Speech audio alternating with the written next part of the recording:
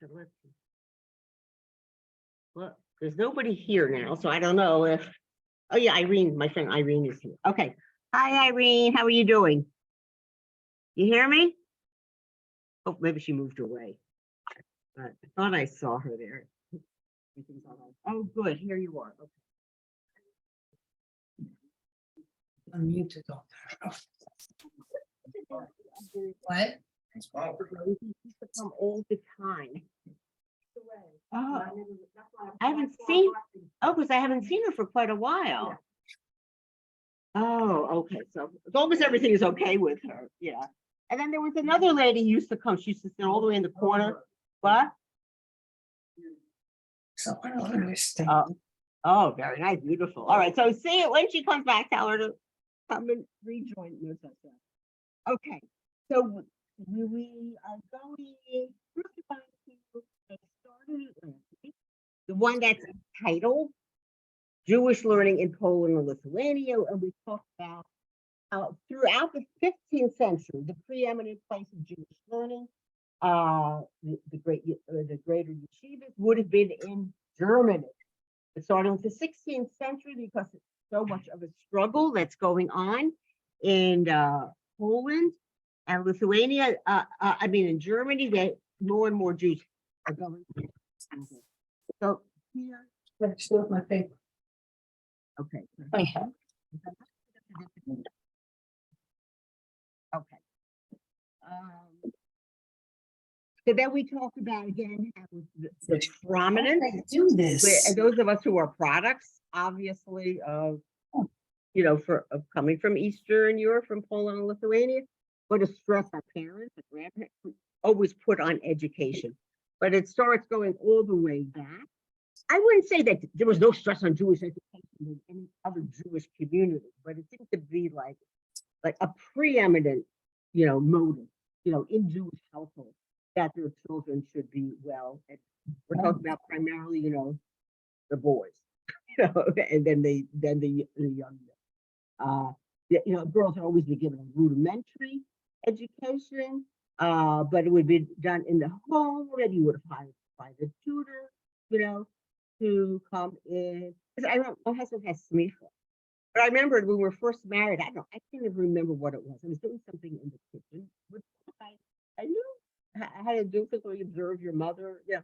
And he starts questioning me. And I'm looking at him. Of course this is the right one. Whatever. But he finally agreed with me. But a lot of it is home based. I mean, even a little boy, he observes his mom, or she's the one who might encourage him to say a bracha if he's eating an apple, right? The father's usually not them. So the mother really plays that prime role, and that's why it's so important. When you have girls nowadays, send them for. All right, even through. So there, I was always in my house. You were always, told to achieve whatever the highest level that one possibly could, and beyond. I think a lot of what I've known and accumulated is just from living and reading constantly and studying and attending lectures. You never stop it. Continuing education. You don't need it for our jobs, but it's good for ourselves, right? So we should do this. Okay. Again, so I'm on that sheet that says Jewish learning in Poland and Lithuania. But okay, I must get my reading glasses. Just a minute. So I can look on the top of the nice. Okay, hold on. I just want to make sure I did it. At the highest level of course, would have been a yeshiva, right? That you would send your son to. And I told you, in the event that there was a very promising student, they could pay the basic fees. I don't think they cost a huge amounts of money, but they had to pay for their kids to go to learn it. You can go to that. It was a very poor family, but I saw this was a really brilliant kid. So the community would have paid any fees that would have been involved. And then we talked about, of course, course, learning starts, right, from the time the child's little.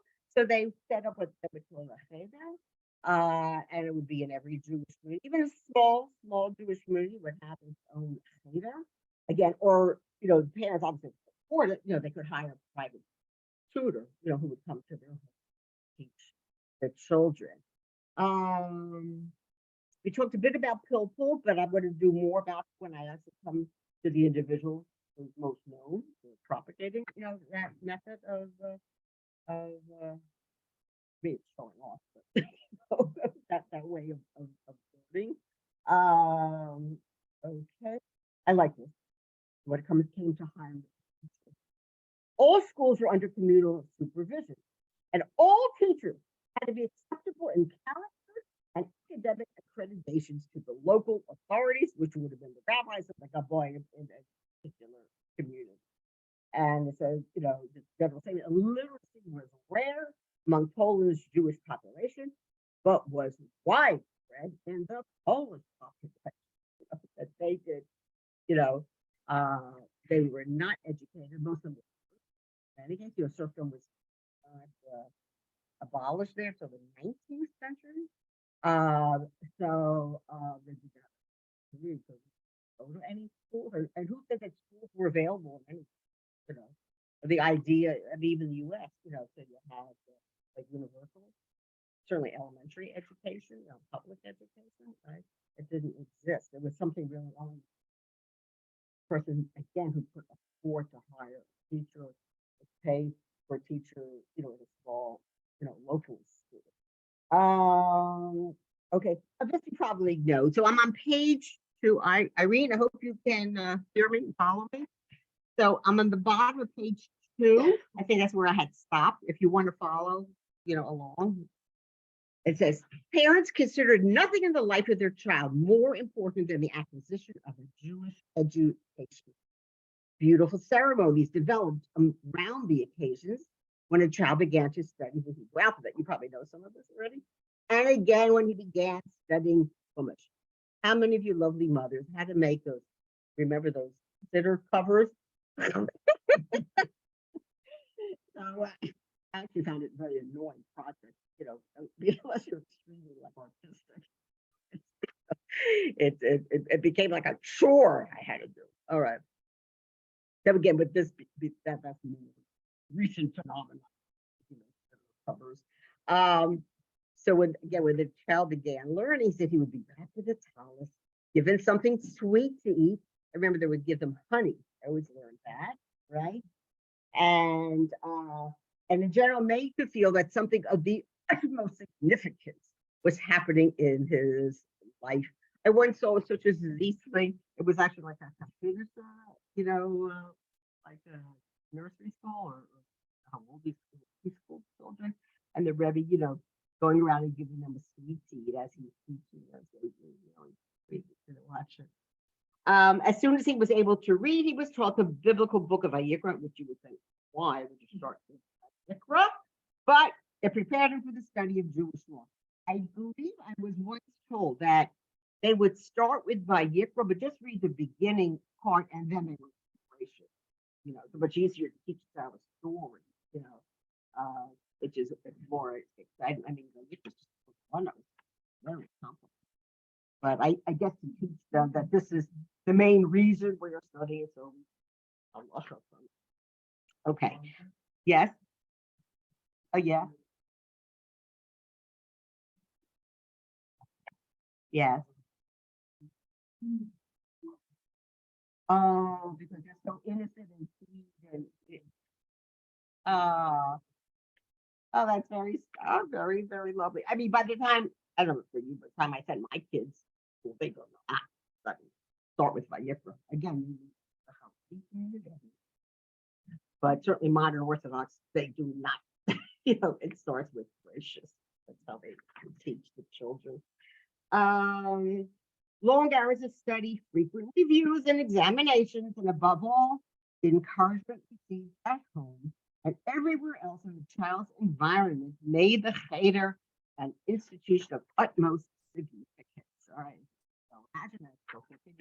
So even unfortunately, you know, people who grow up in a completely Orthodox community, I don't think they're cognizant of the fact that most foods are not religious. So, but it's really good to stress education. You know, it might not be Jewish education, but you do stress education. They apply importance. Okay.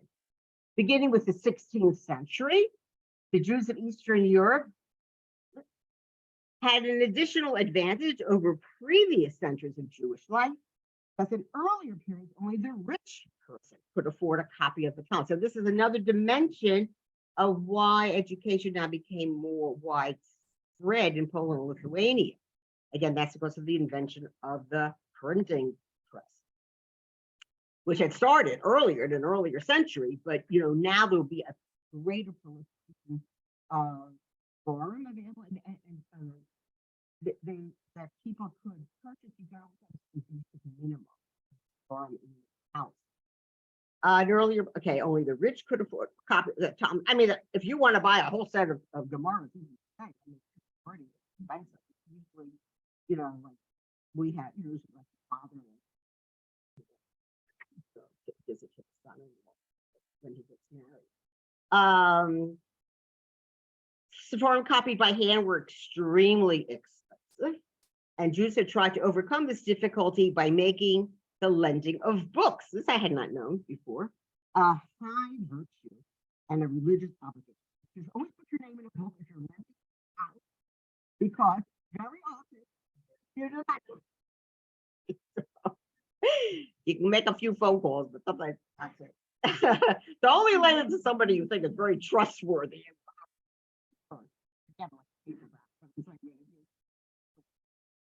Of more value, or something like a reference back in your own home.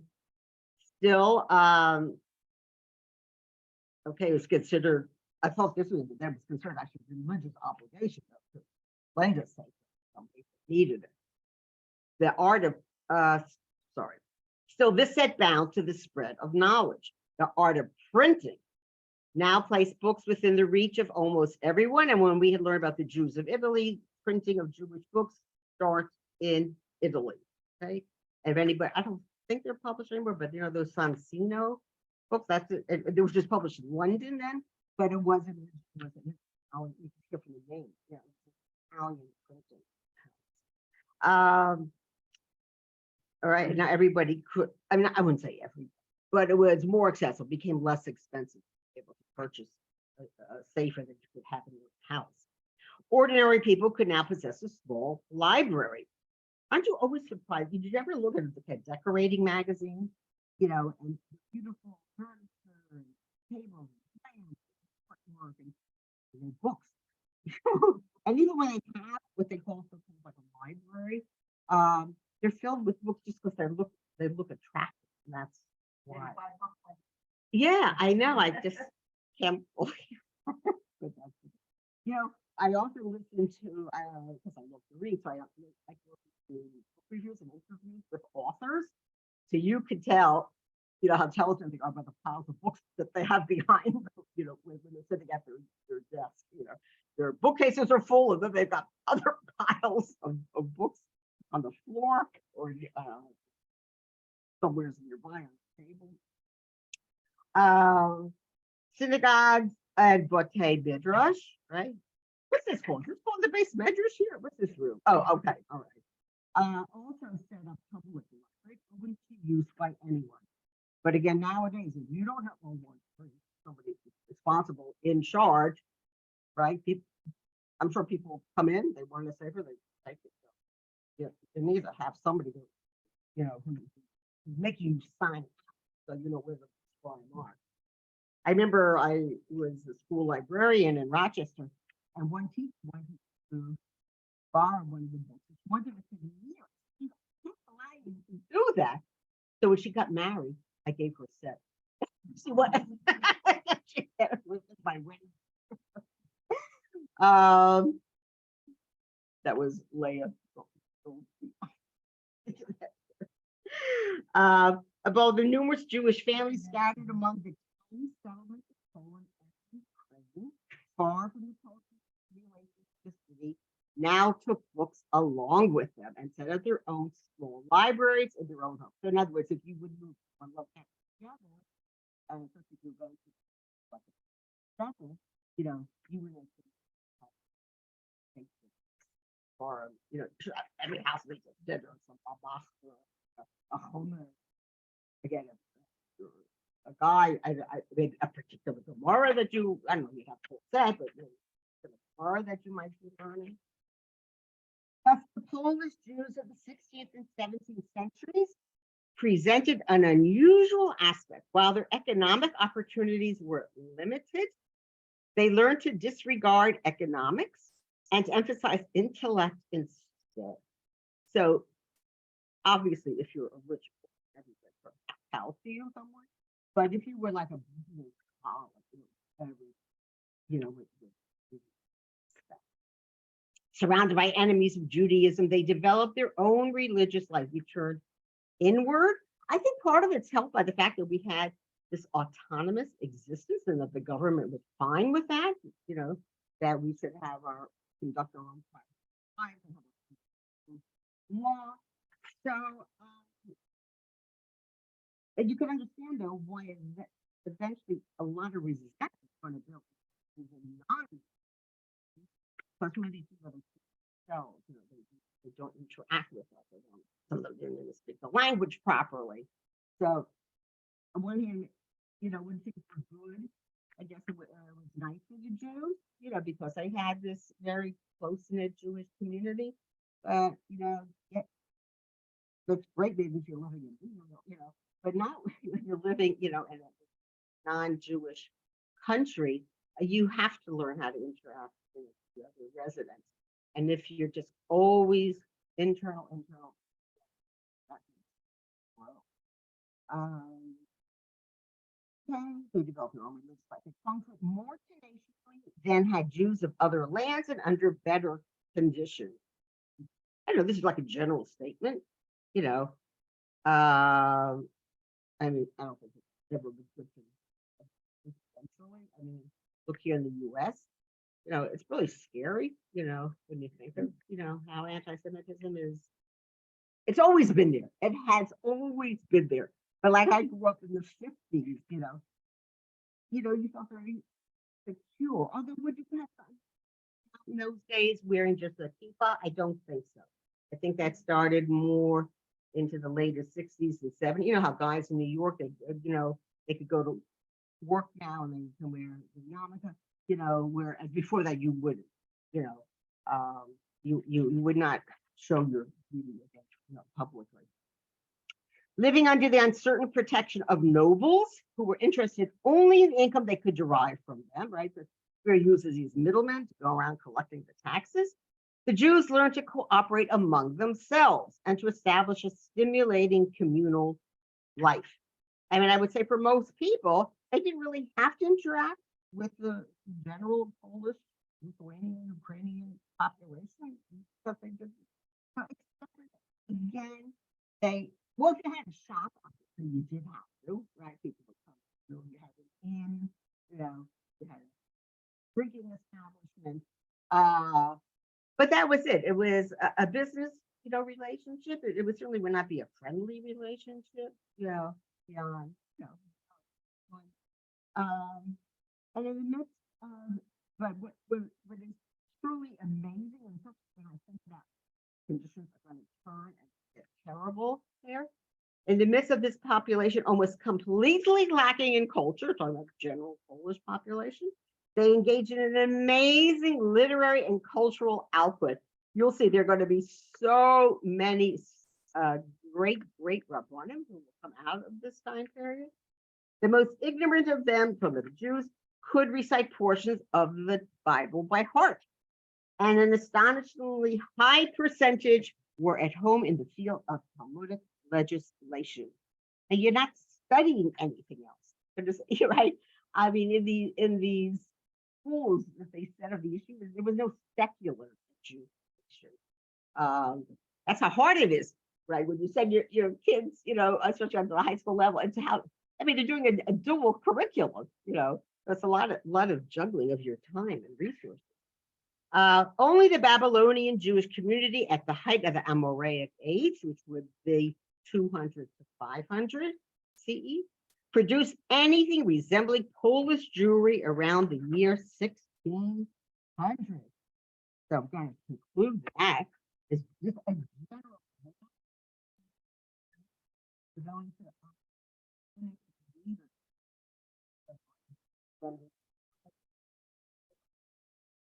do you need a copy? So again, it's going to say rabbinically, this is 16th century Poland.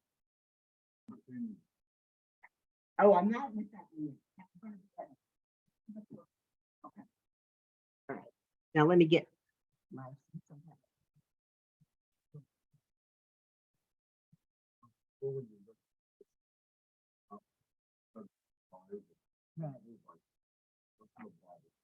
Yeah, of course. Yeah. Oh, they didn't study the Jews. How would they think it's a Jew? But it's not like in the world, we really. So, yeah, right, absolutely. But I'm sure a child like in a theater might have learned because if you would have done, it would have been studied the Haftorah, which is coming from Midian, so you would have known some of the stories that come. Yeah.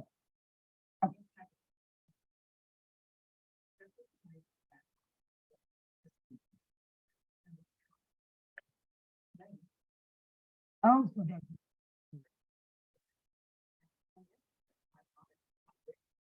Uh, right,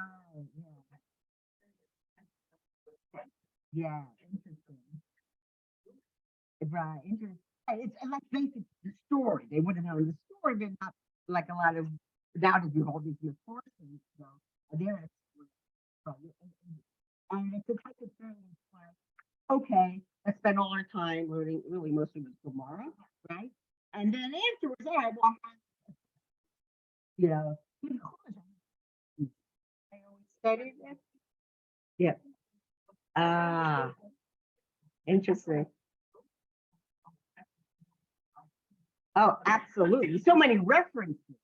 Yeah, yeah. I mean, I'm actually, I am doing documentaries, but they very often when they want to quote, so to speak, a proof for whatever their opinion is on something, they'll quote it from somewhere in Tanakh. I mean, that we're talking about people on the highest level, but they definitely knew that, you know. But we did the regular process, how many people, unless you're considered to be such a superb scholar, I mean, you had to earn a living. I mean, you were doing something else, sitting and studying all day, except for like the various rabbanim.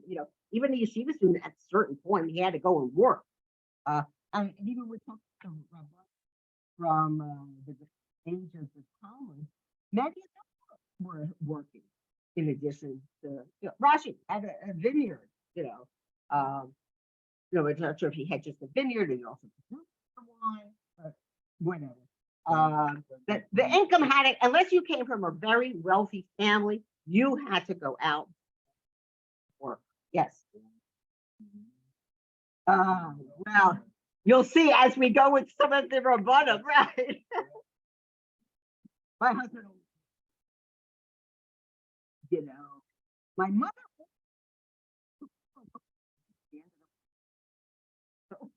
No money there. Let me. Okay.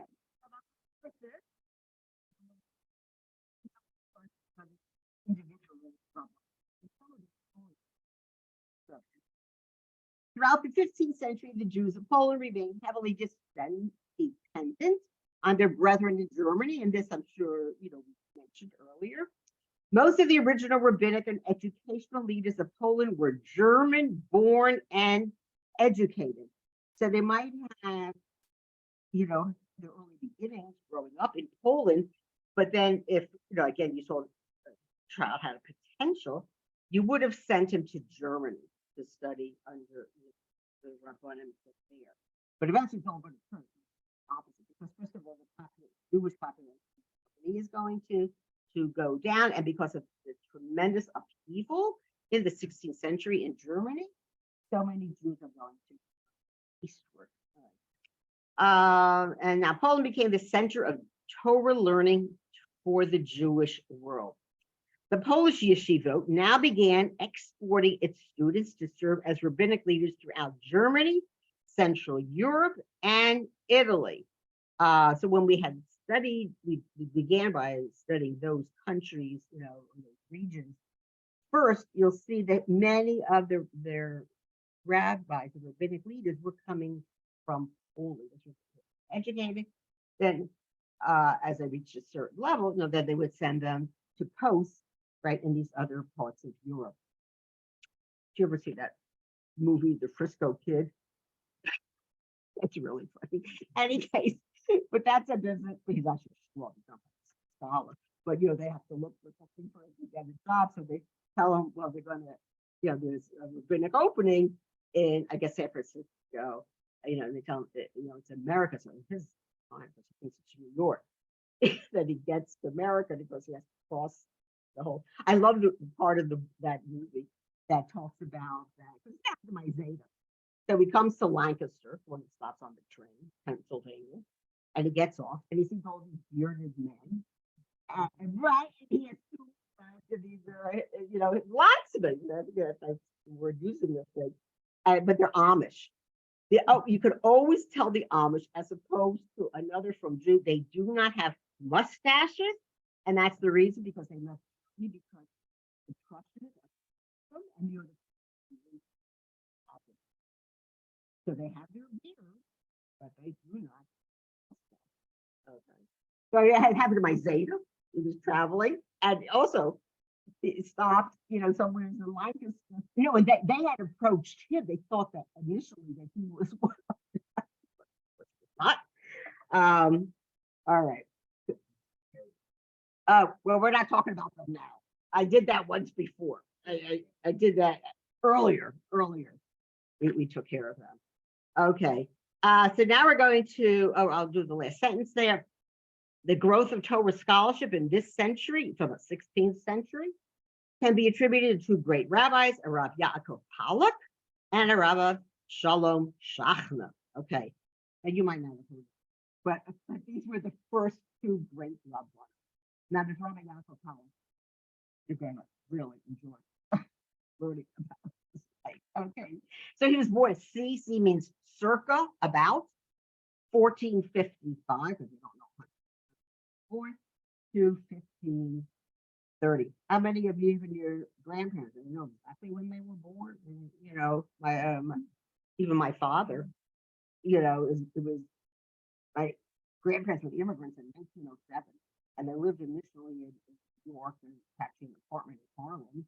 And my father was born in a house. So until they went and they actually registered things, so who, I don't know, we just picked July 4th. Well, we knew it was the month of love, so we just picked English to be his birthday. Okay, so we're going to discuss his Rav Pollock. He was the first famous Polish-born Talmudic scholar and rabbinic leader. He was a disciple of Rav Yaakov Margolis of Nuremberg. See, he had to go to Germany, though, right, to get his education. And he later served as rabbi at Rosh Yeshiva in Prague, right? Eventually, of course, he's going to come back to Poland. There he was embroiled, I love this. There he was embroiled in a bitter halachic dispute with the rabbis of Padua, Italy, regarding his attempt to annul a marriage without the necessity for a divorce. Here we're going to hear this amazing story. In 1490 or 1500, Yaakov's mother-in-law had given one of her daughters, obviously a much younger daughter, who was still a minor, in marriage to a promising Talmudist. Later, regretting the step, as the intended groom was much older than his bride. I mean, what 11-year-old girl wants to be married to some 33-year-old man? So the mother asked him, right? And the guy lived in Italy. The poor little, girl, right? From Germany or wherever she lived, or sent to Italy. A little girl, right? So the mother then, she thought the girl was very unhappy. So the mother asked him to consent to a divorce, which he refused to do but we now have this going on ad infinitum. According to Talmudic law, a minor married to someone based on the consent of her mother or brother has the right to void her marriage before reaching her majority. So the child has this right to say, I don't want to marry that little guy, right? She can do this by a declaration of mi'un, that means to refuse, indicating her dissatisfaction with the match. As a result, she does not need to have a get, which is an official divorce. So Rav Yaakov consequently then granted his sister-in-law an annulment. All right. So again, it's based on Talmudic law. But now let's see what's the interpretation.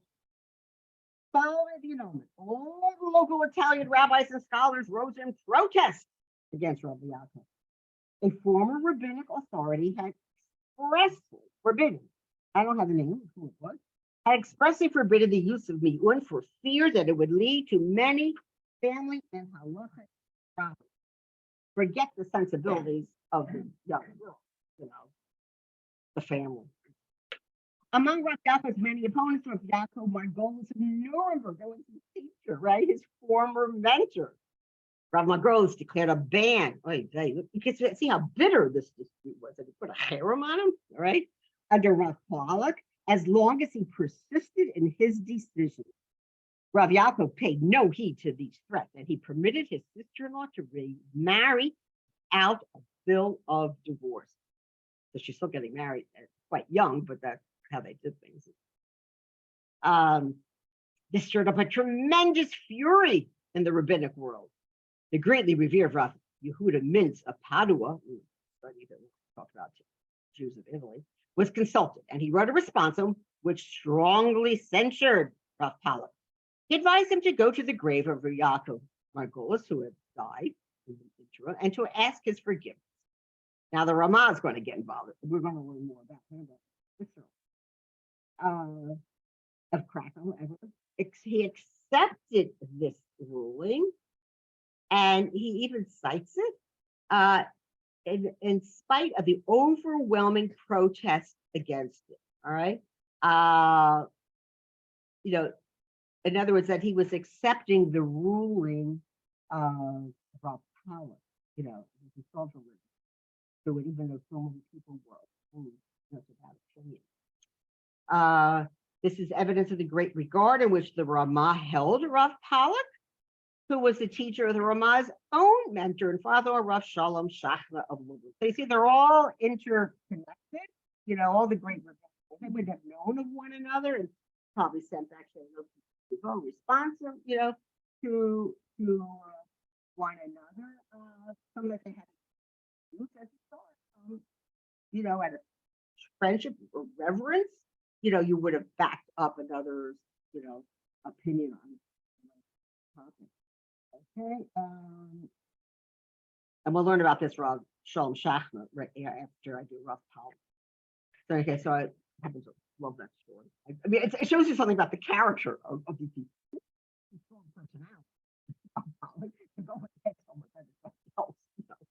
But he was firm that this was the correct, it was mentioned in the Gemara, and that's, he's following that all the time. Due to the bad feelings in Prague, Rav Pollock decided to return to his native Poland. I can imagine the people in Prague here, the rabbis being attacked and put in town, and dispute. So obviously, a lot of ill will in the community. He decides to go back to Poland, and he accepts the post of rabbi of Krakow. I spell Krakow with the 2 C's, some places spelled with 2 K's. So we'll see. Like Kiev, I still say Kiev. They can call it whatever they want, But since I learned it as K-I-E-V, this K-Y, he was even when they talk about certain towns in Ukraine. I'm talking about modern paper. I can look at it and I say, oh no, that's I know the way the Yiddish people. He was warmly received and revered by Polish Jewry. So the Polish Jews definitely backed him. In Krakow, he became another controversy as I say, it's showing you something about this man kind of person he was. This time with this Rab Abraham Mintz, who was the son of that Rabbi Yehuda Mintz of Ottawa. This resulted in much acrimony and in declarations of excommunication from both sides. Not a nice, very nasty. This back and forth. After living in Krakow for over 20 years, Pollock journeyed to Israel. He spent some time in Jerusalem.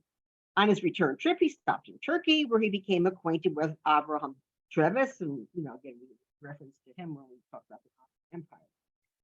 Then, upon his return to Poland, took up residence in Lublin, where he died on the very same day as his opponent, Avraham Mintz. For example, that Thomas Jefferson and John Adams did not like one another at all. But ironically, even though President Adams was much older, they both died on this same day. It was in the early 1800s. The 7th of Padua. Okay. This resulted of, I'm looking at the wrong. Okay. In spite of the grave reverence which Pollock was held, because of this, this business of excommunication, this ban going back and forth, his grave was surrounded by a fence and could not be approached closely in deference to the ban, the harem, which had been pronounced against him. So that's interesting. I've never been to Poland. I don't know, quite honestly. Right. So I don't know if it still exists. Yeah, I mean, if people, I never heard, always see guys huge, going to parts of Poland, camps, or they go to Krakow, so it's a very beautiful town square. But the people go to Lublin, again, it was just sort of a journey, they would stop perhaps. What's left? Rav Powell refused to leave any books behind. He was like quite a character, and pretty, thought a lot of himself and his opinions, as his modesty would not permit him to be the halachas for future generations. This actually reminds me in part of, with Rabbi Soloveitchik. Listen, I went to a stern at the time when Rabbi Soloveitchik was, preeminent, Rosh Hashiva, who I knew. But he didn't write anything, and but what happened was a lot of guys would sit in on his shiurim and they would take notes, or they might record it. Things used to be able to record somebody. And then from there, they wrote down a lot of his teachings and opinions. But as you know, things could be misinterpreted because this is just based on somebody's note taking, because I thought it himself. There was a whole thing there once about cheese, I remember. They claimed and he said you could eat other hard cheeses, and then they said, no, of course we don't. But, so it becomes a little tricky. He preferred that each authority decide the law according to his own view. In other words, within each community, so you go to that rav, and whatever he says, you follow, his instructions. His teachings remained in the hearts and minds of his pupils and served to influence the Talmudic and halachic methods of many generations. And now we're going to learn about something else that he instituted in Poland, which became popular in the yeshiva world. Yes. Right. Well, nowadays, how many girls, you have an arranged marriage at the age of 10 or 11? So once she reaches her, physical, majority, she has the right before they're actually, will go into, maybe she had a Rusin, but she didn't have, so apparently she could actually marry this man. I don't know if she's living in the house or there's somebody else, a woman, taking care of her. So I don't know if it applies now, but we do know cases. I don't know the private thing about it, but I do know. I'm thinking one girl, particularly daughters, she got married. She was quite young. I don't know, for 4 months it was a no. So something happened, in that marriage. But they were with married, but it was a no. It wasn't a divorce. Different, category. I mean, I guess that would apply then if you wanted to marry a Cohen. Um, and then, I know much about this. So now we're going to talk about again what Ralph Pollock, besides all this interesting, arguments he always got into, what he's known for all the way down to this day. Not as marginalized as popular today. He's most known for developing a most unique method of Talmudic study called Pilpul. We've already encountered it because we learned about other Rabbanim who very much disliked this, and came out against it.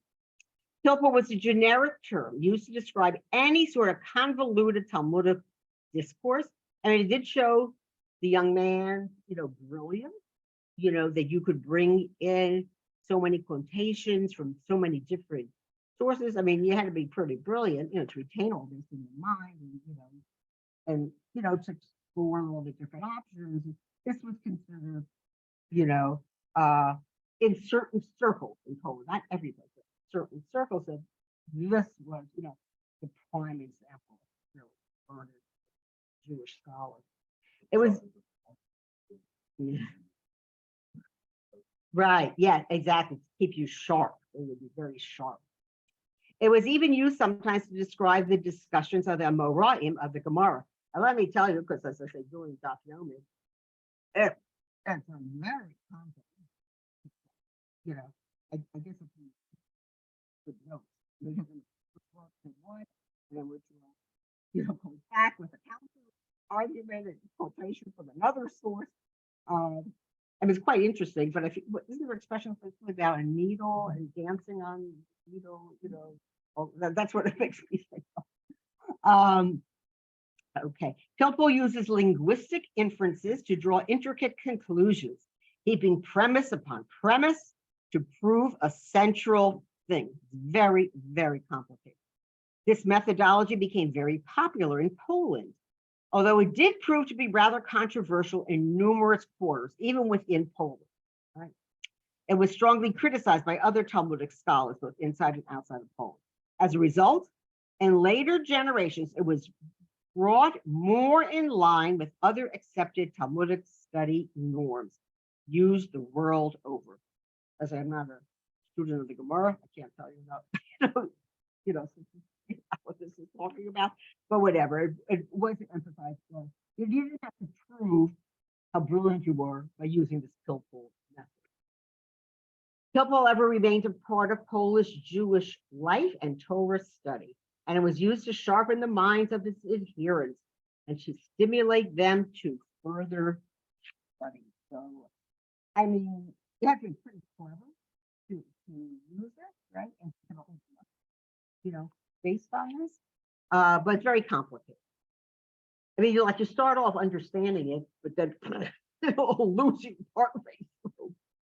Rav Pollock was renowned throughout the Polish Jewish world for his solid genius. It was during his lifetime that Jewish Poland began to gain recognition as a center of Torah learning and as a rabbinic authority for the Ashkenazic world. It's very interesting. Because I'm going to be doing them sort of like in chronological order. You see, he was born about, I think, so a big chunk of his life is still in the 15th century. Like he dies in the year 1530. Now, the next great scholar we're going to study is this Rav Shalom Bachner, all right?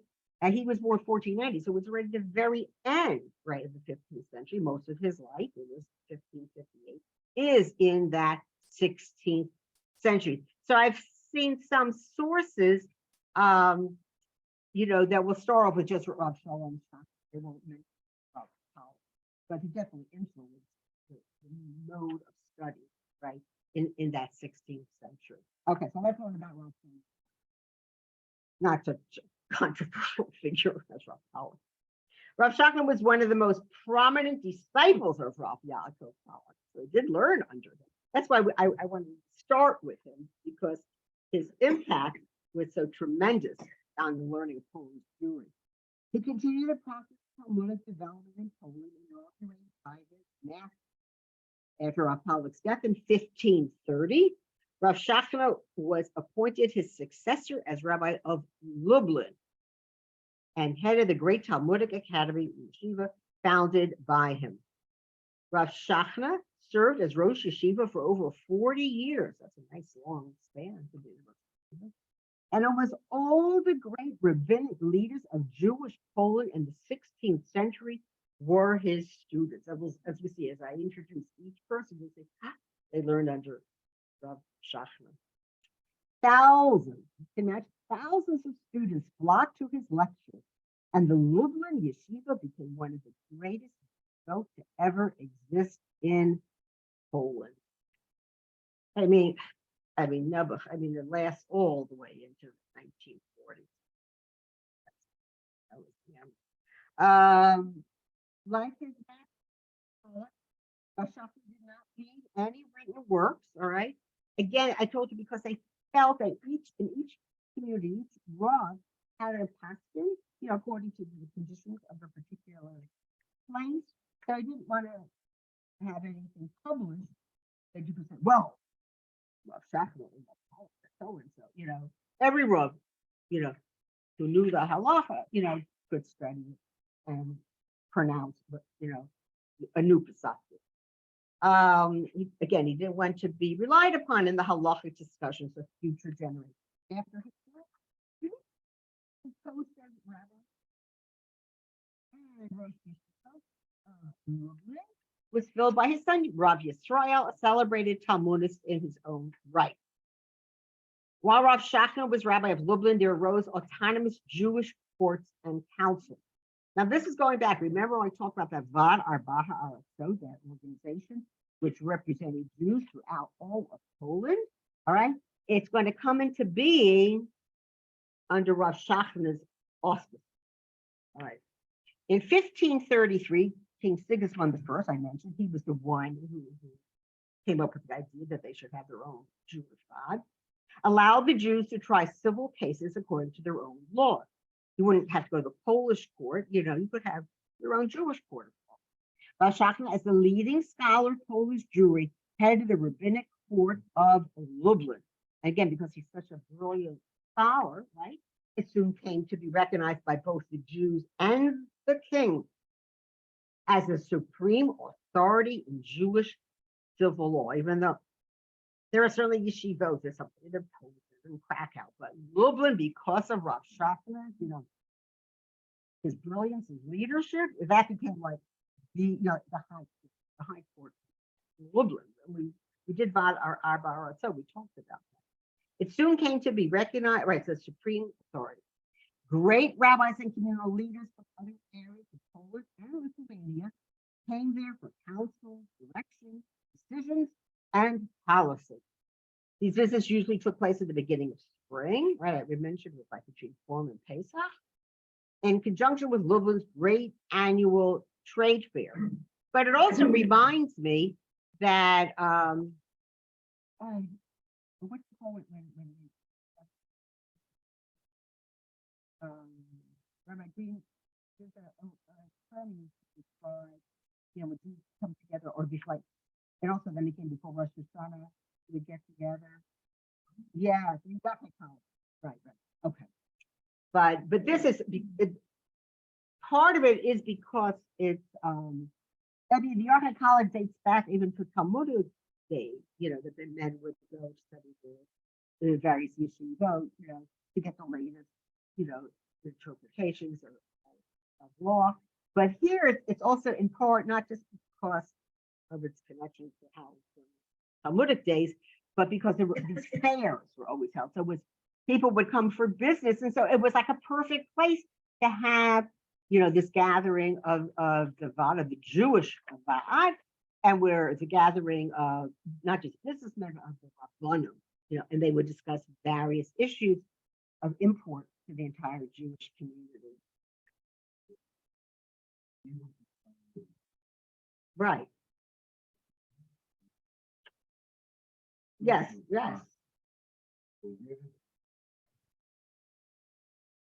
Because again, there are Shachna, but he was a student. Apparently he was so highly respected. No, but he stood on his own 2 feet, Rapallo passed away. And he's now considered, this happens in every generation, there's somebody that everybody reveres and respects and, thinks they're a great authority.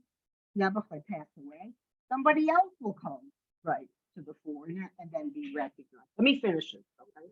Okay. I told you it took place in spring. Eventually, there's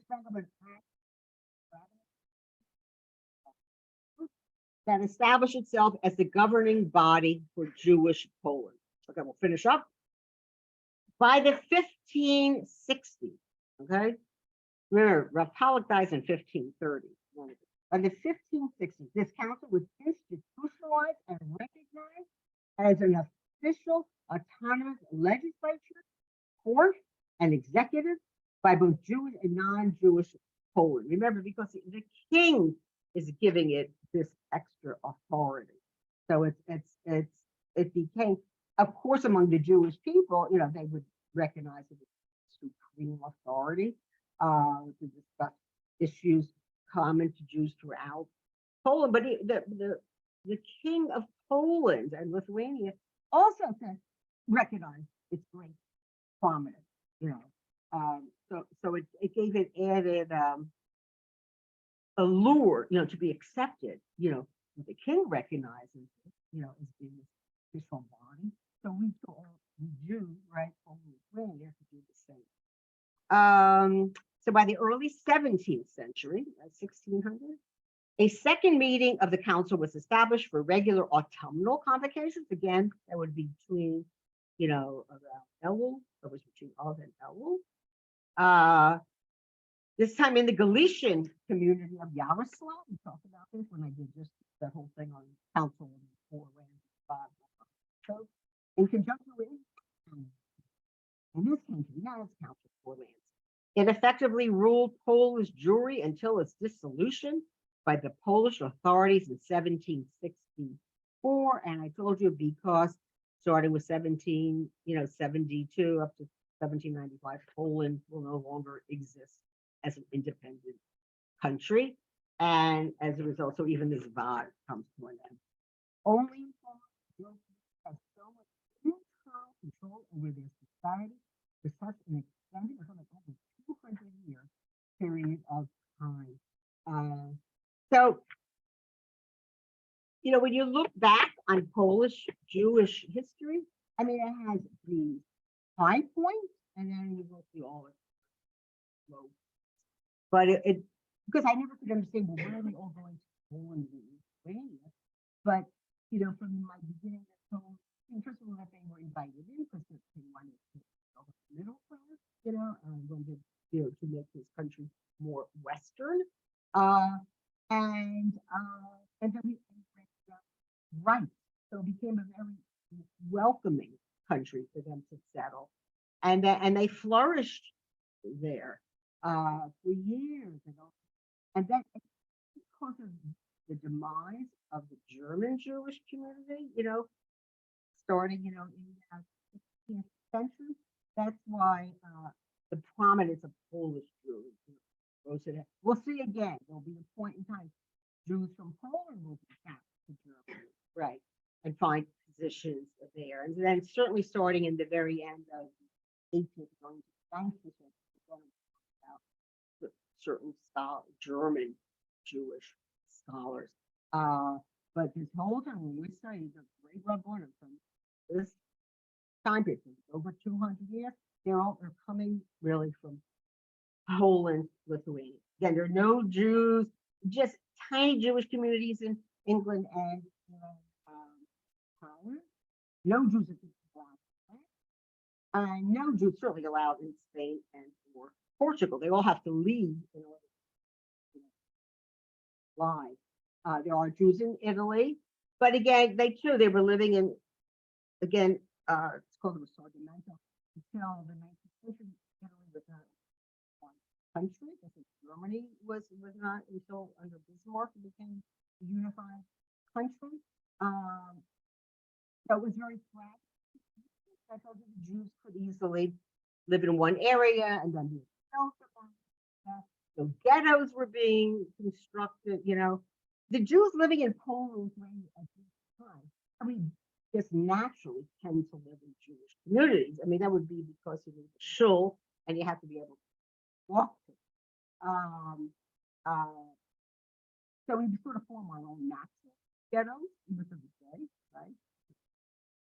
Right. But the fact that they were enforced, or that a wall would have been built around it, that's not happening. When we think of the horrible ghettos, we're thinking about World War II, but they did not exist there. Jews could live, well, except I told you, after Poland comes to an end, the Jews have to live in an area called settlement. But we're not talking about so end of the 18th century going into the 19th century. So here, the next person mom, who was great, love, you know, and,